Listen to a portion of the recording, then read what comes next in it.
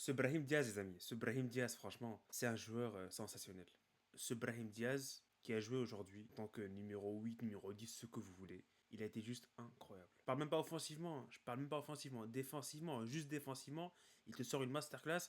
La première mi-temps, il récupère au moins 5 ballons. Le meilleur joueur sur le terrain, malgré le fait que Rodrigo prend le trophée d'homme du match. Pour moi, c'est Brahim Diaz et de très très loin. Parce que quand tu compares le match de Rodrigo et Brahim Diaz, moi, je pense que Brahim Diaz, on peut le noter, genre, on peut lui donner un 9 sur 10. Rodrigo, on peut lui donner un 7,5 sur 10. Parce que Rodrigo, il fait une grosse première mi-temps, mais deuxième mi-temps, je trouve un peu plus invisible par rapport à la première mi-temps. Mais gros match de Rodrigo, rien à dire aussi. Mais Brahim Diaz, il faut revenir sur la prestation de Brahim Diaz. Il manque juste, en fait, un autre but ou une passe décisive pour que son match il soit une masterclass, ça mérite un 10 sur 10. Mais juste les efforts défensifs qu'il nous a fait aujourd'hui, ça mérite d'être mentionné. Et ça mérite, franchement, et même s'il n'avait pas marqué aujourd'hui, je pense, il faisait partie de mon top 3. Lui, Rodrigo et Valverde, les trois meilleurs joueurs du Real aujourd'hui, ont été énormes. Les montées de balle de Brahim Diaz, les amis, les interceptions, les récupérations, le but, tout a été maîtrisé à perfection par le crack marocain. Et ce qui me dérange le plus, en fait, c'est que Bellingham va sûrement revenir, va revenir du coup, pour le match retour contre l'Atletico. Mais du coup, si Bellingham revient, Brahim Diaz ne jouera pas le match retour, vu qu'il va être remplacé par Bellingham poste pour poste dans ce poste de numéro 10 et numéro 8. Et c'est ça qui pose problème. Quand tu vois le match de Mbappé, qui a été fantomatique de la première à la 90e minute de jeu, tu vois la première mi-temps de Vinicius qui a été horrible, tu te dis que Brahim Diaz, qui a fait un match incroyable, va être remplacé par Bellingham pour le match retour, alors qu'il mérite largement sa place de titulaire. Sur les trois derniers matchs, c'est un des meilleurs joueurs du Real. Il a marqué contre le Real Betis en plus. Il remarque aujourd'hui, et comme j'ai dit, quand tu compares par rapport au match de Mbappé et de Vinicius sur les trois 4 derniers matchs, c'est honteux, hein. Si Brahim Diaz ne joue pas le match retour, ça me pose problème.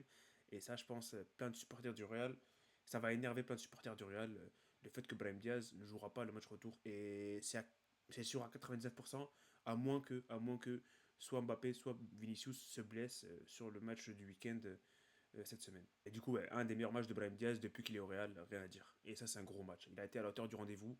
Euh, on s'est dit sur les derniers matchs où il commençait titulaire, les amis, Brahim Diaz ne répondait pas souvent présent en tant que titulaire. C'était plus un joueur d'impact, mais aujourd'hui, de la première à la 88e, où il sort, il a été juste incroyable, énorme. Et comme j'ai dit, dommage, il jouera pas le match retour. Et du coup, les amis, je me suis un peu avancé par rapport à Brahim Diaz parce que franchement, il faut le mentionner, son match. Mais ouais, victoire du Real Madrid 2-1 contre l'Atletico dans ce huitième de finale de Champions League. Euh, oui, la victoire elle est là. La qualification n'est pas là, certainement. Le problème, c'est que on gagne, on mène par qu'un seul but. Et l'Atlético au Metropolitano, même si on a fait un très bon match chez eux en Liga en début d'année, je pense que ça va pas être la même histoire, hein. Ça va pas être la même histoire. Et voilà, mener que d'un seul but. Heureusement qu'on mène. Heureusement qu'on a gagné ce match au final parce qu'ils sont revenus un partout. Ils avaient bien commencé aussi l'Atlético la deuxième mi-temps, mais le but de Brahim les a complètement tués. Parce que franchement, après le but de Brahim, je crois qu'il y a la frappe de Griezmann. Mais à part ça, ils ont vraiment rien fait l'Atlético en deuxième mi-temps. Donc le but de Brahim les a vraiment tués. Même Simone il a fait des changements un peu défensifs, sorti de Griezmann, entrée de Lenormand pour montrer qu'ils étaient vraiment dans le dur de l'Atlético après le but de Brahim Diaz. La dernière occasion du match qui fait un peu mal, les amis, c'est celle où Vasquez qui récupère la balle et donne à Mbappé. Mbappé il fait la passe. Elle est complètement ratée pour Vinicius qui est à 1 mètre du goal, tout seul au niveau de penalty. Même le défenseur d'Atletico avait glissé, donc franchement Vinicius était vraiment tout seul. Il y avait juste en fait à Mbappé de faire la passe dans le bon tempo, dans la course de Vinicius, il fait la passe en retrait. Donc ça m'a un peu fait mal parce que franchement 3-1, c'est pas 2-1 quand tu pars à l'Atlético Madrid au Metropolitano. Et attention au match retour. C'est pour ça que je suis content, mais il faut se calmer, les amis. Rien n'est fait. Rien n'est fait. Il reste encore 90 minutes minimum au Metropolitano. Et attention. Première mi-temps, là, bon, je me suis avancé une fois, j'ai parlé de la deuxième mi-temps et la dernière action du match. Et la première mi-temps, j'ai bien aimé le début du Real, comme d'hab. Le Real commence bien les matchs. On marque à la quatrième. Et je sais pas ce qui se passe. Il y a aussi l'occasion, on mérite un penalty après, genre 10 minutes après. Et après, on s'est arrêté de jouer. On s'est complètement arrêté de jouer. Et l'Atlético, les amis, ils font quoi? Ils marquent sur un truc anodin. Et c'est ça l'Atlético Madrid. Ils font quasi rien du match. Et sur un truc anodin qui sort de nulle part, ils marquent un but incroyable, Julian Alvarez, pour remettre l'Atlético dans le match. Voilà. Ils sont un partout. Et eux, un partout pour eux, c'est masterclass un partout. Ils sont créés aucune occasion avant le but de Julian Alvarez. Et à partir du but de Alvarez sur la première mi-temps, on n'a pas touché la balle. À partir de la 30e, on n'a vraiment pas touché la balle. Ils ont eu le contrôle du ballon total. Ils ne sont pas créés beaucoup d'occasions, hein, mais ils avaient le contrôle du ballon. Et ils étaient beaucoup plus dangereux que le Real. Il y avait la passe, je me rappelle, celle de, il me semble, c'est Julian Alvarez ou Simone qui fait la passe vers, je sais plus c'est Griezmann ou je sais plus qui, mais exactement, mais Valverde il va sauver la balle. C'était Lino, voilà, Valverde sauve la balle de devant Lino et qui empêche du coup Lino de marquer ce deuxième but au Bernabeu à la 35e, 40e.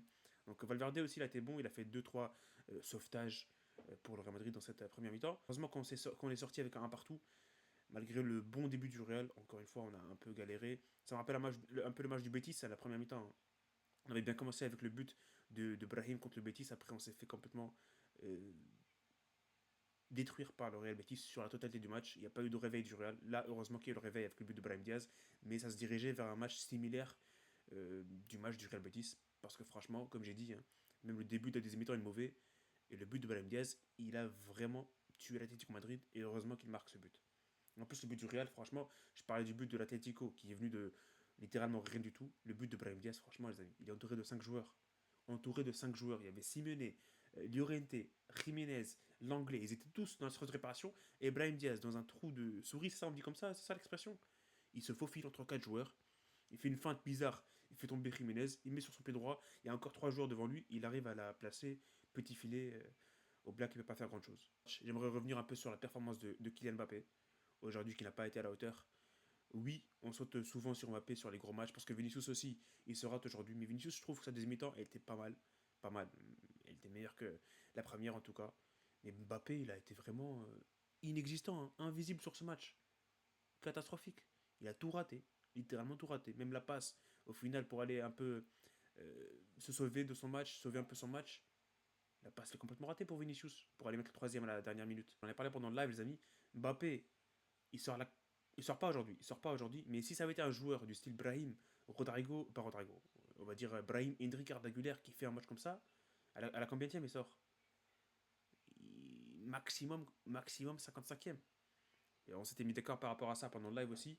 On m'a dit, voilà, mi-temps, 50e, un truc comme ça. Mais c'est grave, hein, le non-match de Mbappé aujourd'hui, en huitième de finale de Champions League, il passe complètement à côté. J'espère que le retour, il sera là. Enfin, il sera là, dans tous les cas, il sera titulaire, mais physiquement parlant, il sera mentalement parlant, tout, sportivement parlant, il sera dans le match, quoi.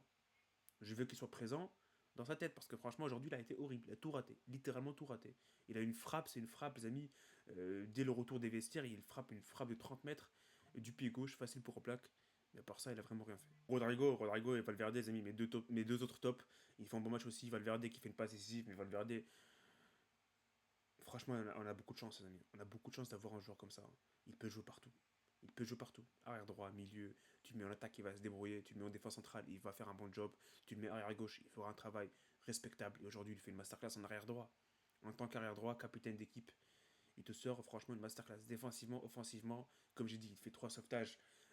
En première mi-temps, il fait la passe décisive pour Rodrigo, même si Rodrigo, il fait la plupart du travail sur le but. Quel joueur, hein. C'est fou, hein. Qu'est-ce qu'il est fort, hein. Le joueur, le milieu le plus complet du football actuel. Et Rodrigo, comme j'ai dit, je parlais de Rodrigo tout à l'heure en début de vidéo. Bonne mi-temps, bonne première mi-temps, mais j'ai trouvé cette deuxième mi-temps un peu en dessous par rapport à la première. On l'a pas trouvé en deuxième mi-temps. Mais voilà, bon match, hein. Après, pour moi, comme j'ai dit, il ne mérite pas son trophée du match parce que Brahim a été au-dessus. Bon match de Rodrigo, en tout cas, lui, il a été présent, il a répondu présent, il a été à la hauteur du rendez-vous, pas comme Vinicius et Mbappé. La plupart des personnes, on va dire, entre guillemets, ils vont s'attendre d'un bon match de Mbappé et de Vinicius et ils vont pas forcément s'attendre à un gros match de Rodrigo et de Brahim. En tout cas, ils vont pas s'attendre à ce que Rodrigo et Brahim portent l'attaque du Real aujourd'hui, quand entre guillemets Vinicius et Mbappé qui sont considérés meilleurs, entre guillemets, hein. Mais voilà, le foot, c'est pas des stats. Ok, Mbappé, il a 30 buts en 40 matchs, mais quand tu regardes ces matchs de plus près, tu comprends tout. Le match retour, les amis, la semaine prochaine contre l'Atlético Metropolitano, il faudra faire le taf, hein. Faudra faire le taf, il faudra être efficace. Il faudra surtout que Vinicius se réveille. Mbappé, à la limite, on peut s'en passer. Mais Vinicius, il doit se réveiller, Vinicius. Mbappé, il est pas régulier, on le sait depuis le début de la saison, mais Vinicius, ça fait 12 matchs. 12 matchs qu'il est nul. On en parle à chaque match. Après chaque match du Real, on en parle. Il a été mauvais, c'est le même constat, il est pas bon, il n'arrive pas à dribbler, il n'arrive à rien faire. Réveille-toi au bout d'un moment. Tu vas pas te réveiller pour les matchs de Champions League, les matchs décisifs comme ça en Champions League, en huitième de finale, quart de finale. C'est quoi l'intérêt de t'avoir? Tu veux mettre des doublés contre Salzbourg en phase de poule, vas-y. Mais nous, on veut te voir contre les gros matchs, contre les grosses équipes, contre Atletico, contre le Barça, contre, je sais pas. Réveille-toi, Vinicius, parce que franchement, it's time. C'est l'heure. C'est l'heure. La saison passe vite. On sait jamais. On peut sortir la semaine prochaine, hein. 2-0, on est out. Et ça me choquerait pas que l'Atlético nous batte 2-0. pense avoir dit tout ce que j'avais à dire par rapport à ce match, les amis. On va pas s'enflammer, la victoire elle est là. Mais comme je dis, il y avait la possibilité d'aller marquer un troisième et mettre un pied, on va dire, en quart de finale. Mais là, tant qu'il y a 2-1 seulement, un petit but d'écart, je suis pas confiant du tout. Mais à suivre. À suivre cette histoire. La première bataille a été réussie, les amis. Mais on va voir ce que va donner la deuxième bataille au Metropolitano. En tout cas, ça sera tout pour cette vidéo. Salut, profitez des vôtres.